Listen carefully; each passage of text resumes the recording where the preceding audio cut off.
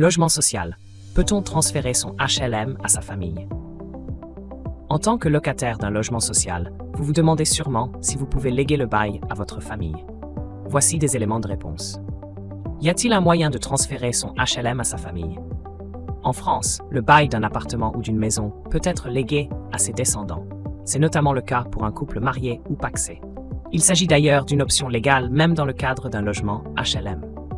L'article 14 de la loi du 6 juillet 1989 autorise le transfert d'un logement social à ses enfants. Pour activer ce levier, il faut nécessairement effectuer une déclaration au préalable. Mais cette option n'est possible qu'en cas d'abandon du domicile par le titulaire du contrat de location. Nous parlons ici du père ou de la mère de famille. Le cas échéant, le transfert du bail de location aux descendants est possible. Il s'agit, bien sûr, d'un départ définitif, brusque et imprévisible. Idem en cas de décès du locataire initial du logement HLM. Pour que vos descendants puissent y résider, ces derniers doivent remplir quelques conditions. La procédure est possible s'ils ont vécu dans le logement social depuis au moins 1 an avant la date de l'abandon de domicile ou du décès. Voici la procédure à suivre. Lors du transfert du logement HLM à vos descendants, ces derniers peuvent toutefois entrer en concurrence avec le conjoint survivant.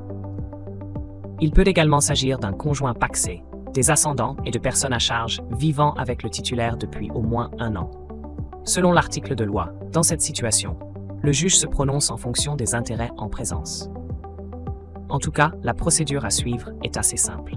Les descendants doivent adresser une demande auprès du bailleur pour reprendre le bail de la personne décédée ou partie.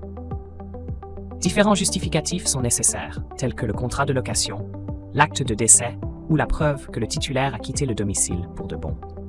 À cela s'ajoute un document justifiant la résidence dans le logement social en question. Il faut également préciser le nombre de personnes vivant au sein du HLM. Il y a bien sûr des plafonds de ressources à respecter. Des justificatifs attestant les conditions de revenus sont donc requis. Des cas spécifiques à prendre en compte. En l'absence de démarche, le bail sera automatiquement résilié au décès ou à l'abandon du titulaire du contrat de location. C'est la raison pour laquelle il faut agir rapidement et préalablement. Dans certains cas, le locataire initial du HLM est susceptible d'être sanctionné sévèrement.